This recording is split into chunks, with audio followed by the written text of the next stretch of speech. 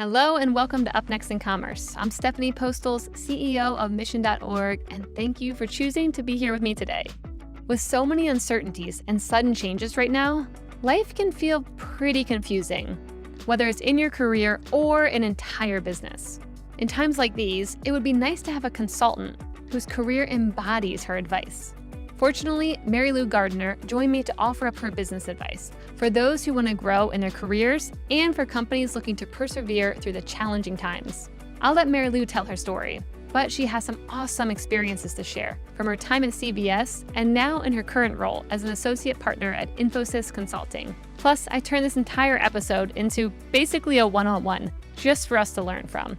So tune in for her wisdom on growing your career and how to strengthen a business of any type. But before we dive into the interview, I want to give a quick shout out to our sponsor, Salesforce Commerce Cloud, who just put out their second edition State of Commerce report. For tons of insights from thousands of industry leaders, check out the second edition State of Commerce report at sfdc.co/commerce-insights. That's sfdc.co/commerce-insights, all one word. Okay, let's get into the episode with Lou Gardner. Lou, welcome to the show. Glad to be here. So for you, I wanted to start in the early days before I get into my main question. I want to hear a little bit about who Lou was when you were younger. Like, what kind of things were you doing back then? What was your first job? Tell me a bit about you. So my first job was right out of undergraduate school. So I studied psychology, political science, and sociology. I wasn't sure if I wanted to be a counselor or a lawyer. I took my LSATs, did really well, but then said, okay, well, let's just go ahead and see how the counseling goes first. And so I got a job as a residence counselor at a university with the thought that if I worked for a university, I could go back to graduate school for free. So it was kind of a selfish and then testing the waters. I learned after about 6 months that my personality is the type that I can't really separate my emotions from a situation and said, okay, well, psychology isn't going to be the path forward, but I really thought applying psychology to business would make a lot of sense for me. So I got another job at a university so I could, I worked more on the practical side, administrative side, so I could go back to school and study industrial psychology and more on organizational development and strategy and more practical applied psychology approaches to business. Wow. That's a smart pivot back then. I mean, to be younger and already have a pivot idea to be like, well, I don't really like that, but here's how I can still use it. Yeah, I was at least glad I could use something from the first initial investment. But I just knew very early on it was not going to be a good choice. So right out of my graduate studies, the program itself kind of fell apart at the very end. It was a pilot study program. And I was in an externship at AT&T, and that's when I first got involved with really working in kind of the CPG side of the business, right? And understanding that side of the business. And then I had several jobs in my early career that was all organizational development, change management, and a lot of kind of business consulting, professional development type of roles that ultimately led me to CVS Pharmacy, where I spent a good part of my career. But that was the next pivot in my career. So tell me a bit about CVS. What were you doing there? I started there in their organizational development and training department, but I got put on a project my very first day in the merchandising space. So they were building the store of the future at the time. And I was brought in as a consultant more on the training and the service side of the equation. And there was a team of people that had been taken out of their jobs, the kind of the best of the best at CVS, and were asked to develop this concept. And I quickly fell in love with the world of merchandising. And so I actually went to the VP of merchandising at the time and said, I think I could be a merchant. And he said to me, I don't think so. You're an HR person. And I said, just watch me. I'm going to become a merchant. And so I studied and kind of learned that side of the business pretty quick and made that transition over to merchandising. And then worked my way up at CVS in a number of roles in the merchandising category management space, also spent some time in the inventory management space. And my career there was incredibly rewarding and also just gave me such a wealth of knowledge because I was pulled out several times because of my strength in kind of project management to run these key transformation initiatives. So I really got to learn supply chain. I really got to learn inventory management.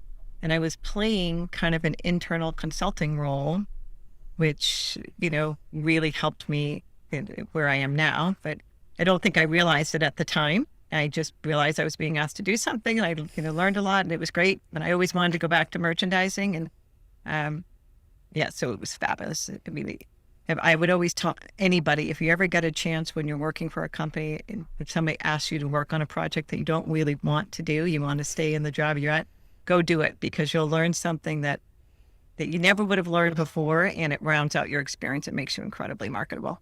Yeah, that's amazing. So, okay, you make your pivots sound a little too easy. You're like, well, I was told that I might not be able to be a merchandiser, and I said, I'm going to go do it. What did that look like for anyone who maybe is in a current role and they're like, I don't want to get stuck here forever? What were you doing to try and move yourself in the direction of merchandising? So what I did was I first had to kind of write up what the job descriptions were, what the competencies are. Really took some time to interview people in those roles to really truly understand the job, and then asked for opportunities outside of my day job to shadow people to really start to learn it and kind of study the roles.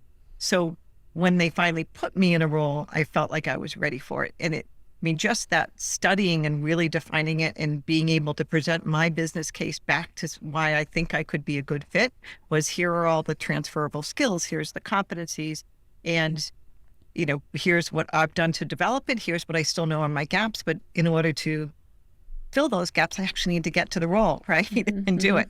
So that was my business case and argument for the role. It didn't happen overnight. It was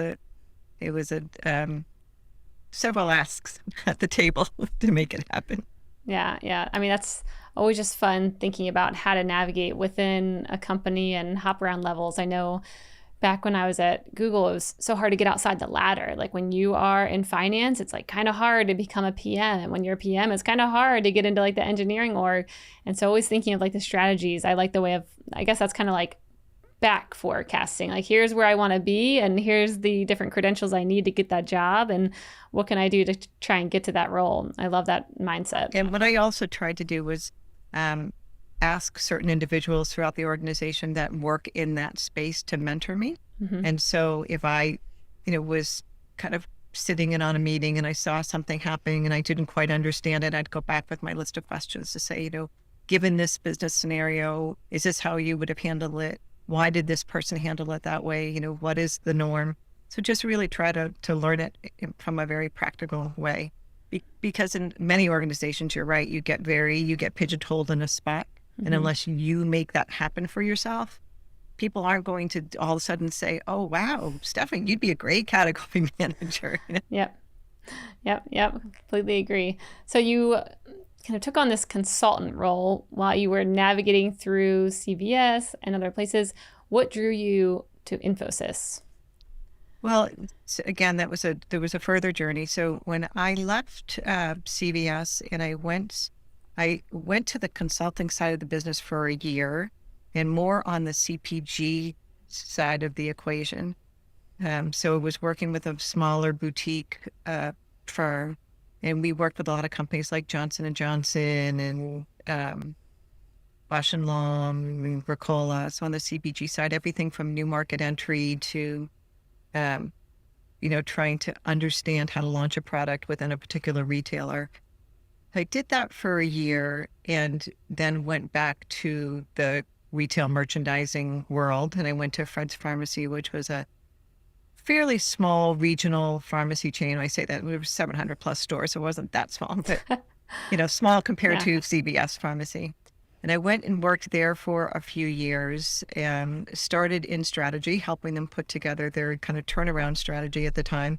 And then it ended up as the chief merchant and marketing officer.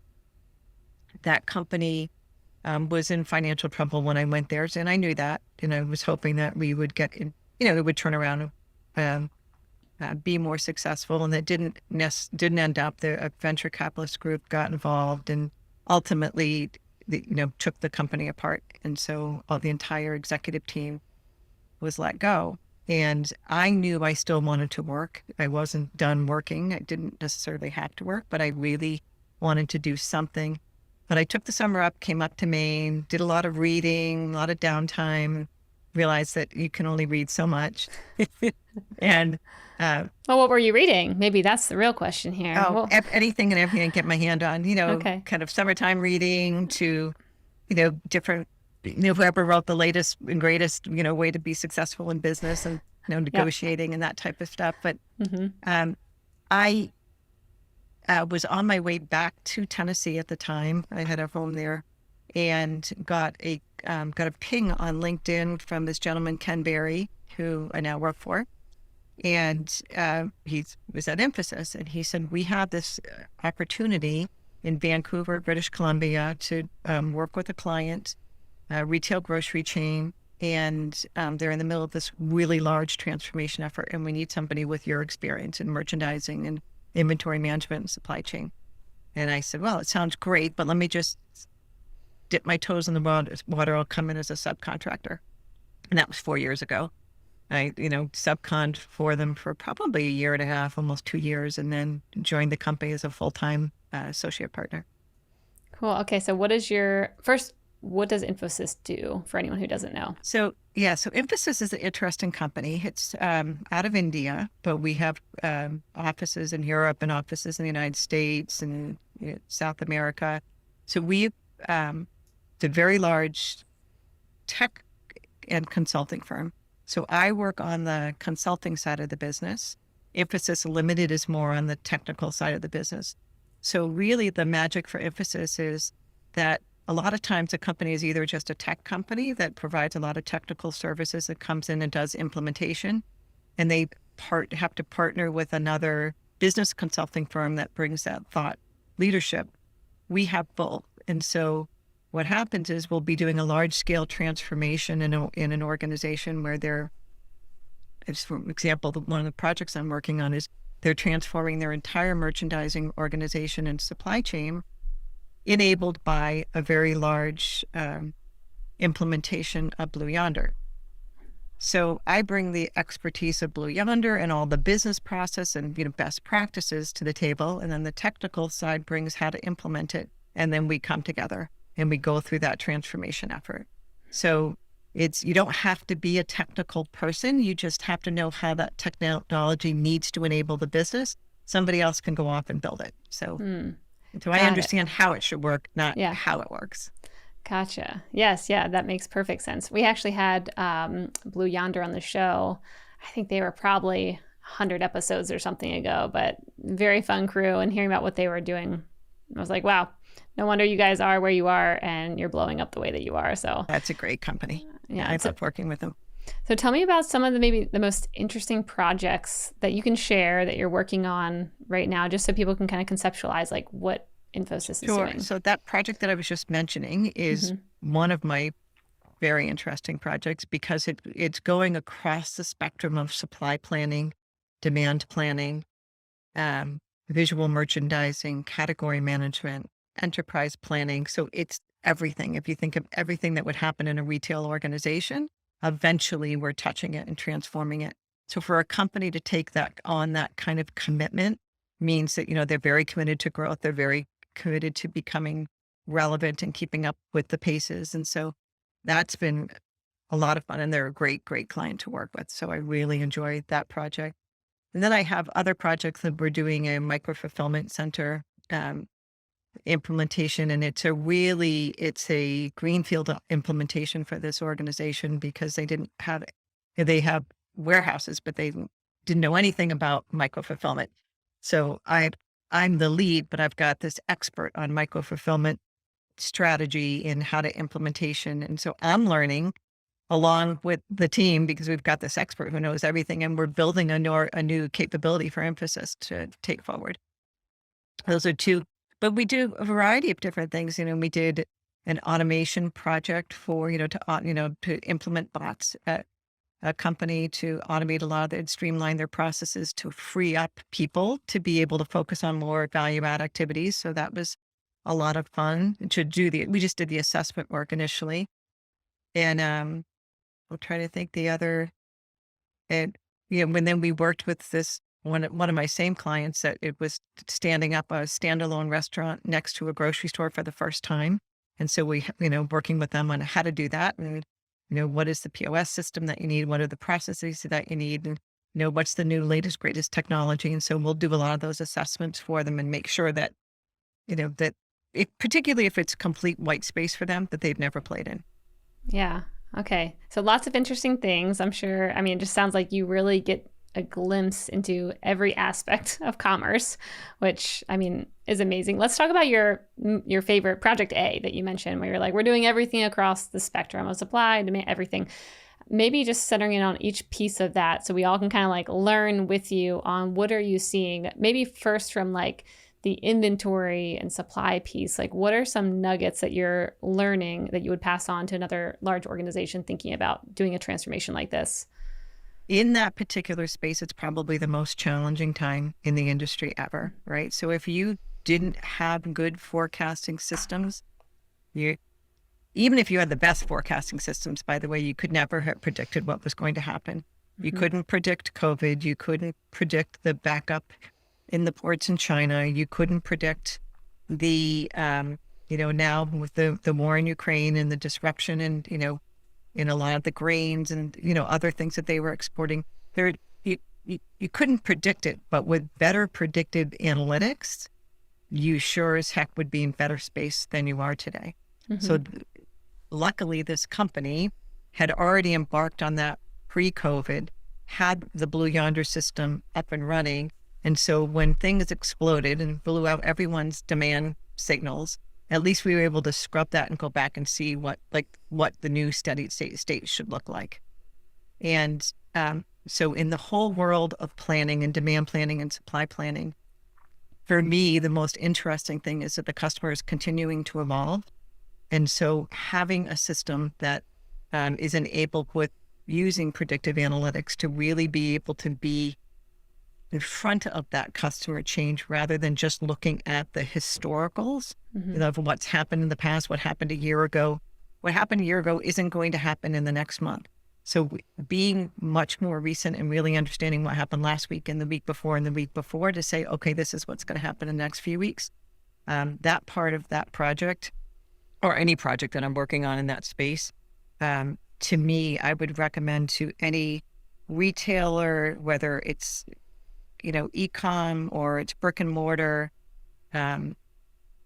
that's a place I think people should be investing in and really understanding, because they need to be taking a consumer-centric approach now rather than the old approach of, it was a CPG company shipping to the retail company and, it would be in our store and our customer would come in. The customer is at the center of that now and making the decisions every day about where they're going to go. The marketplace is open. They can go just about anywhere to get what they want. And brick and mortar is still one important piece of it, but it's, even the CPG companies are now not just selling a brick and mortar, but they're selling everywhere. They're doing their own direct to consumer. So you have to be able to be ahead of it from a planning perspective. So the planning space is one that, and I think is probably the most important right now, regardless of what format you're, delivering your product or brand to the market. Yeah. Are there any unique, maybe variables, like data points that you see these companies leveraging to be able to give them a better forecast? Because I mean, whenever I've seen people building out models, it's so easy to let the past influence the future. And that's how you're even building out your models half the time, is like letting history just kind of like, project it into the future. So what are you looking at? The models need to be tighter in and more recent, right? I mean, the old models used to go back 6 months, they'd go back 12 months, they'd look at those trends, and the trends are changing so significantly. I mean, a lot of the online retailers are just looking at people's search history, right? How many times have they looked at a product? What's their propensity if they buy this product to buy another product? So building those type of algorithms to start to predict demand, and then just you know, it's very difficult in this particular moment because there'll be another surge of COVID and then things will change again. And but the biggest thing for us right now is getting the more recent data, and then being able to take that and say, okay, these units were doing X amount, and we're seeing this, and now we're seeing a dramatic change in consumer behavior in the last 6 weeks, and that's due to something. They're responding to something. They're responding to, something in the marketplace that is, driving people to certain skincare brands, or something that's happening, in the whole healthcare space. Whatever it is, whatever the news is, whatever the, as with every single day you turn on and you hear about inflation, right? Yep. Well, consumers respond to that, and their behavior changes in discretionary items. So you have to say, okay, here are my product attributes. Are these discretionary or are they not discretionary? If they're discretionary and I'm starting to very quickly see a drop, I've got to predict that and stop building my inventory on those items, because I'm going to end up like a lot of the fashion retailers did with a bunch of product that they didn't sell all during COVID, right? I'm sure you're able to tap into some of your psychology, mindset to be able to be like, here's what I think is happening here. I mean, do you find yourself kind of going back? Yeah, I remember years ago, before people were even really talking about it, but it was, okay, so it's like the ball of shampoo or the toothpaste, or, people would stockpile those, or, you throw out the toothpaste when it's like halfway done because I just want a new fresh one. I don't want the mess. People stop doing that. And that psychology of the shopper is that I need to stretch every dime because I'm spending over $5 a gallon for fuel to just get to my job. So I want to be able to have some money in my bank at the end of the day. And, people are getting more and more concerned about the recession. So certain discretionary items like that, or personal care items that they can use the last drop of shampoo rather than, buy it when it's half full. All of that behavior changes, and you can go back in history and see certain categories that during inflationary times and during recession get hit very hard, where other ones survive because, you need milk, you need eggs, some people do, some people don't like them.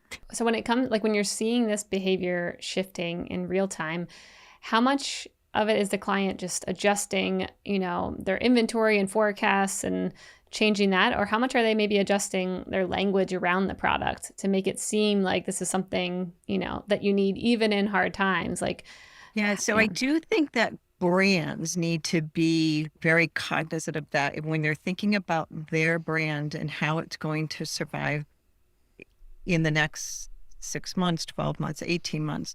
They should be thinking about their brand positioning and how does that brand position well in an inflationary possible recession, right? And is it going to survive, or is the message need to be somewhat different to make the consumer feel like they really do need that product, right? So hopefully all the smart marketing people are sitting in their rooms thinking about what's next for my particular brand, or how can I take that brand message and tie it into the things that are so important, the social consciousness, the sustainability messages, and kind of reposition some brands in the marketplace that, in order to, save them, if they can be saved at this point.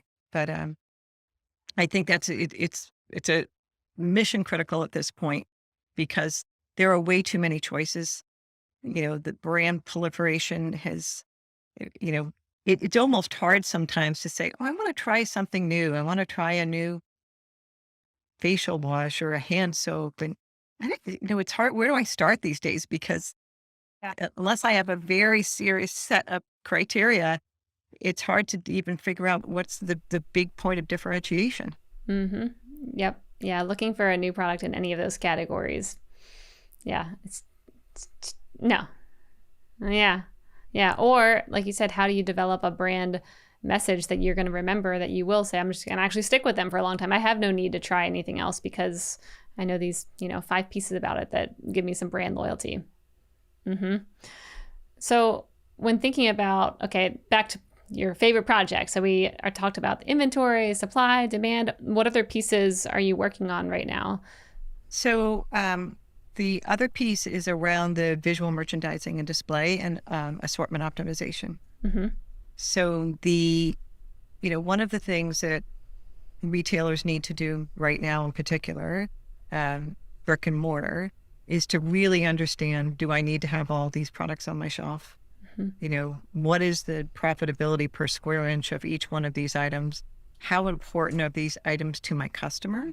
So how important are they in that decision? When I come in, particularly now as that decision tree is changing a little bit and I'm going to be buying less, what should I keep on my shelf to meet my customers' needs and not end up in a big markdown situation on the back end? In the grocery space, they have to be really careful because a lot of those are short-dated products. Mm-hmm. In the fashion world, when we were all hearing about it, we're hearing about Target, we're hearing about Walmart, we're hearing about all of the big brands being stuck with a lot of inventory and marking it down and having pretty serious margin impact because everything got stranded and came and got shipped here and that fashion season was over. Yeah. So then, they have to be thinking about, what do I do with that product in a way that, I don't know, I'm sure you know this, but in the fashion industry, at the end, a lot of that stuff ends up in a landfill. Mm-hmm. And so, how can they be more creative in their messaging and, what is the most sustainable approach? Where do you send it in the marketplace? Where do you send it in the world where there may be a need? And start getting more creative, taking less markdowns, but being more proactive in protecting their brand and their brand equity in a situation like that. Because, a lot of the retailers, their stocks took a nosedive when they started saying they had a 25% reduction in margin rate because of markdowns, labor costs, fuel costs. And it's not painting a pretty picture for retail brick and mortar, at least at the moment. Yeah. So when it comes to the visual merchandising piece, what are you all doing around that? Like what kind of exciting things are you implementing? So we're trying to, we're still halfway through this project, but putting in an assortment optimization tool that will tell us by store the right product to have on the shelf to meet all the customer demands, looking at the demographics, looking at the volume, looking at, is it more of a discount?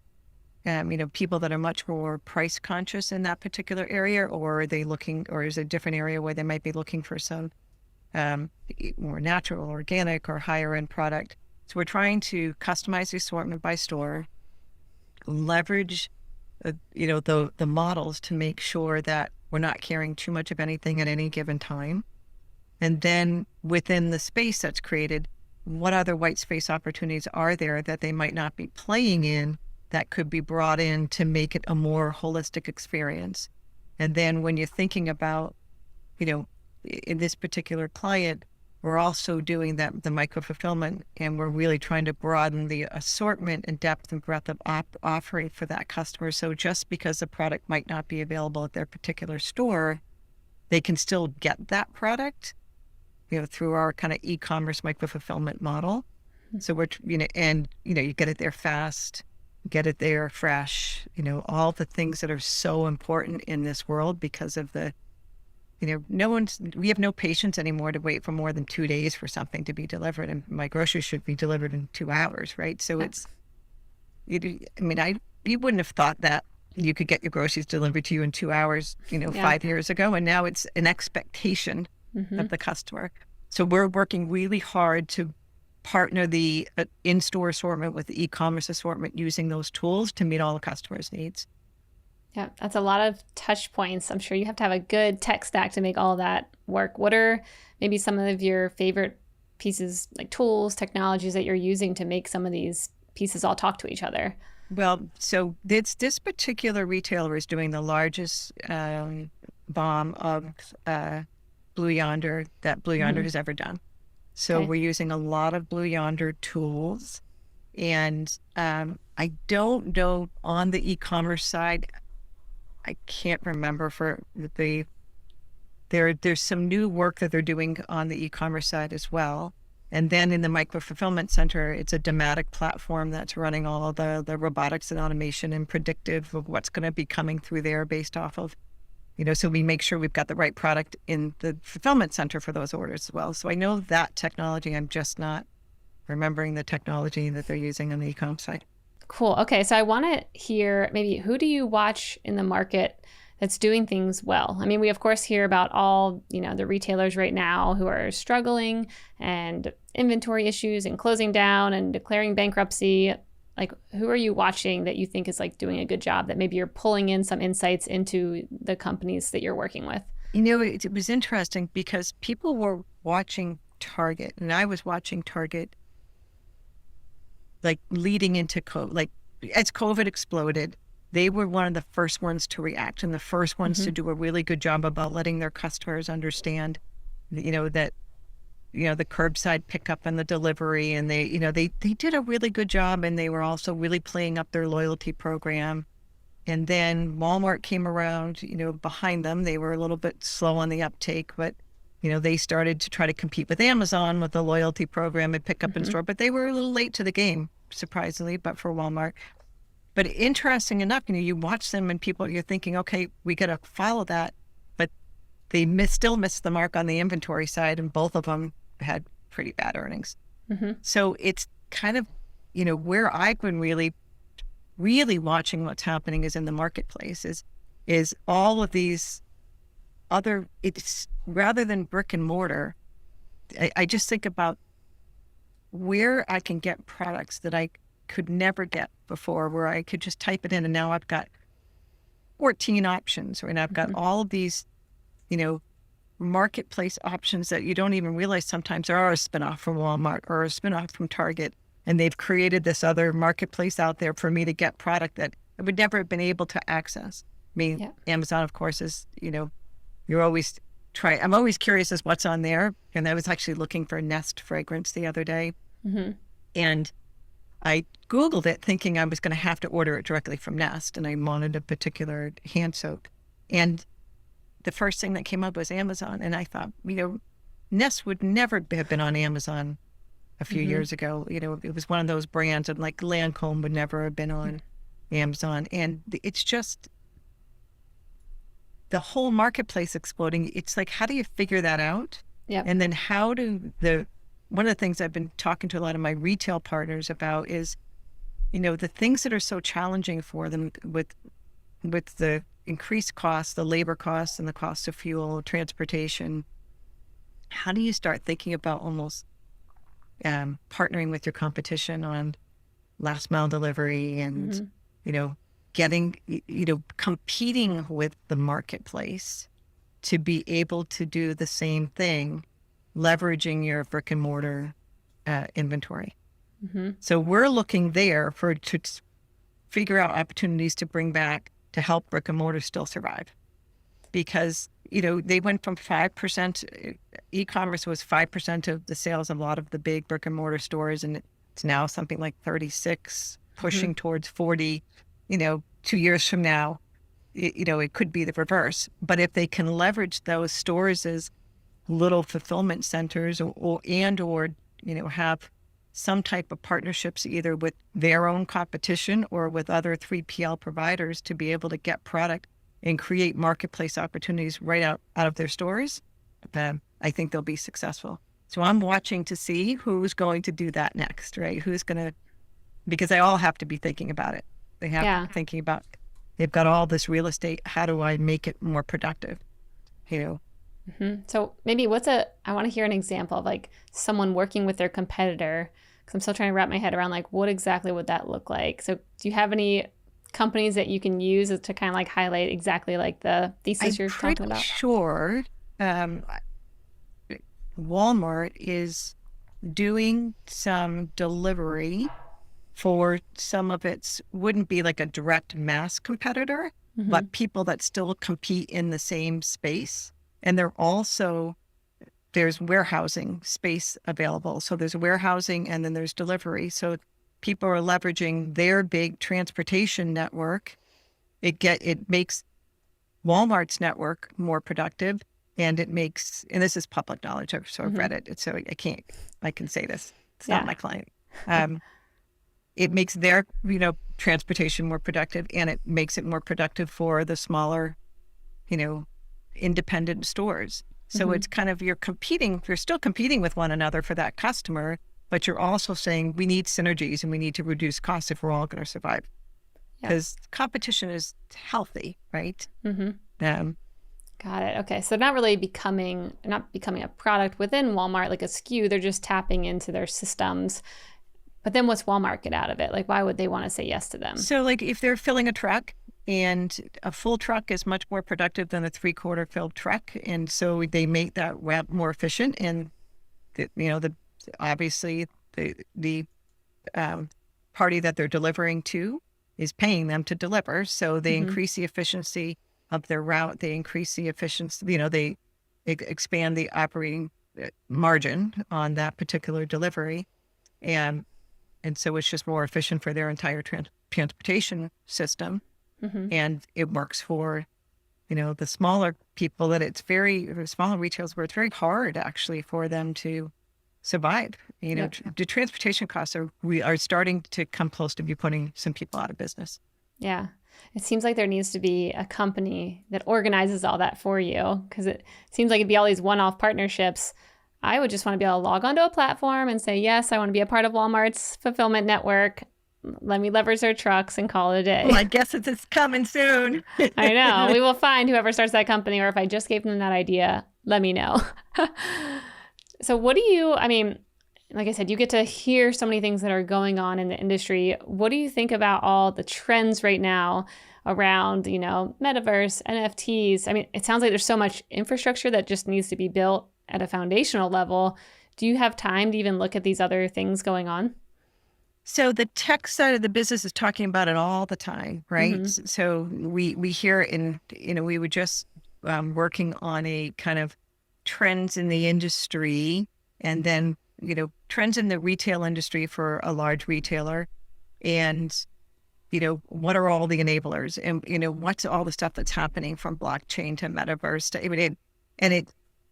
but the language is changing constantly, right? Our Infosys Limited team is always looking for new technologies. We have some of our own proprietary technologies. That's what we do on that side. My side of the equation is more about, you bring me a problem statement, or, we identify some problem statements within the companies that we consult for, and then we go over to Limited and say, what's the solution? Then we go back together. But it's changing so rapidly that I feel like every 6 months we're talking about something different. 6 months ago, it was like every conversation was blockchain, and right now every conversation's metaverse. And then what's it going to be, in 2 months? It's actually very funny to me, because it feels like for the longest time technology was fairly stagnant, and now it feels that it's changing so fast that it's almost not worth investing. Because it's just going to change again. Yeah. I definitely agree that it's good to maybe wait and pause and kind of see what's happening. But of course, early movers can maybe have a good advantage with something. But a really good example is virtual reality, right? So everyone was saying like that's going to be the next big thing, and people are going to have virtual reality experiences in retail, and it's just not practical. Yeah. And cost isn't practical. The consumer coming into a retail store spends, on average 15 minutes in the store, unless they're doing a very large grocery shopping. But in most retailers, you don't have the time, to get involved in a virtual reality experience. And I know a lot of the beauty companies have, tried to do the, sit there and you can do a virtual makeover, and I don't know. There was a lot of hype there, and I just don't see it coming to life at least in brick and mortar. Yeah. And the one area that I think I'm watching closely is, if you look at, the past decade or so, it feels like a lot of brands kind of got burned by the platforms that they were relying on, where, they were relying heavily on the Facebooks and all these, and they went in building based off a certain amount of rules that they kind of thought, okay, this is what this platform's about, or Google or whatever. And then a lot of those just kind of got changed really abruptly, and businesses all started to crumble. And so the one interesting thing that I heard recently was around like having, when it comes to Web3 or blockchain, is having these platforms pop up that have rules that are built from the beginning that can't be changed. And so you can actually go in there as a brand and know what are the rules of this platform, and it's not going to change in a year after I've built my whole, marketing budget around these rules. So that was one thing that was kind of interesting to me, where I'm like, I think a lot of, especially companies who, relied on paid advertising for then to just quickly change, or, cookies are changing, like all the things that change quickly that just folded the business. I think it'll be a nice way to have predictability when it comes to marketplaces and platforms that actually have like built-in rules from the beginning that can't just be like changed at the drop of a hat. So that's one thing that I think is interesting in the space to watch. But the other is just how quickly some of these platforms have not just the rules of engagement from a marketing perspective, but just how quickly people are coming in and out of them and engaging and interacting with them. And, something can happen that all of a sudden brings down that platform because, somebody gets involved with the platform, and there's just all this negativity around the platform itself. And all of a sudden the consumer sentiment there is, it's pulling it away, or a subset of the consumers that your brand might have been, very appealing to, they're no longer even seeing your advertising because they've moved on to the next platform. So it's being agile enough to understand that and, be able to move with it. Yeah, I like it. So tell me, I like to ask this question sometimes, and I think you'll have maybe an interesting answer. What's maybe a contrarian bet or like viewpoint you have right now in the world of like retail? Well, the only thing that I can tell you that I did postulate with somebody one day was, what are gas stations going to look like in the future? Okay. What are they going to look like? Well, hopefully someday there's no gas stations. So what happens to all of those? So we were having a brainstorming session. What happens to all that? Because there's still convenient places to stop, and you have to have a place. If we someday are all electric, who knows? But if we are, so you convert them to charging stations, or people are just charging at home, then there's no need to go there. There's no need to go in and get your convenience. So what are all those little convenience stores turn into? What do you think? So, people had like internet cafes, you go in, you charge, you can go in, have a coffee, catch up on your internet. One person said, "Oh, it'd be great, like the little wine." And I'm, then they're going to get back in their car and drive, unless the car is driving itself at that point. It will be. It'll all just be breweries and wineries and. Yeah. So it's like that they could become obsolete at some point. So what are we thinking about? Like, who's got the best white paper, or how do we sit down to a whiteboarding session and figure out what should all of those gas stations turn into, and then start building that as a big opportunity. So to me, like, that would be such an interesting thing if you could come up with the best idea and then go out and pitch it to all these oil companies to say, okay, well, here's a way for you to still make money. Yeah. But I haven't come up with the big idea yet. I'm still working on it. Yeah. When you do, come back and share with us. I like that.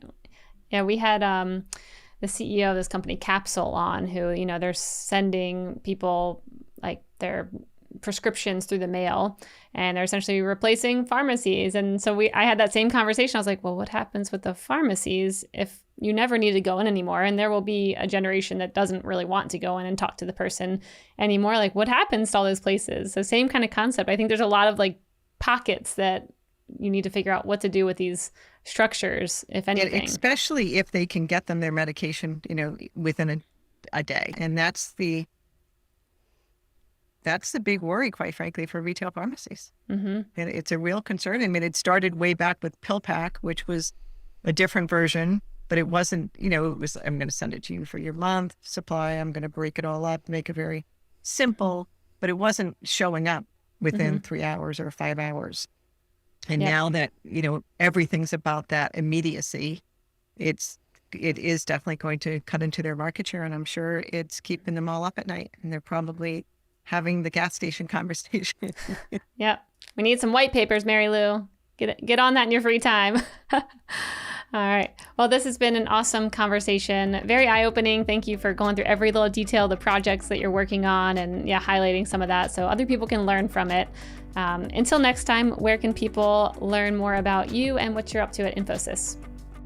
On LinkedIn, if anyone wants to reach out to me on LinkedIn and ask a question, I'm always happy to help people. My advice to anyone who is in a career they might want to change, just look around them and see kind of what interests them, and then put together your business plan for yourself and, go make it happen. I love what I'm doing. I love the company I work for. We're always looking for great talent. So people could reach out to me on LinkedIn. Amazing. Thank you so much. I want to quickly thank our sponsor, Salesforce Commerce Cloud, for help making this podcast possible. If you're looking for the #1 platform for all things commerce, there's no better choice. So definitely go check it out at salesforce.com/commerce.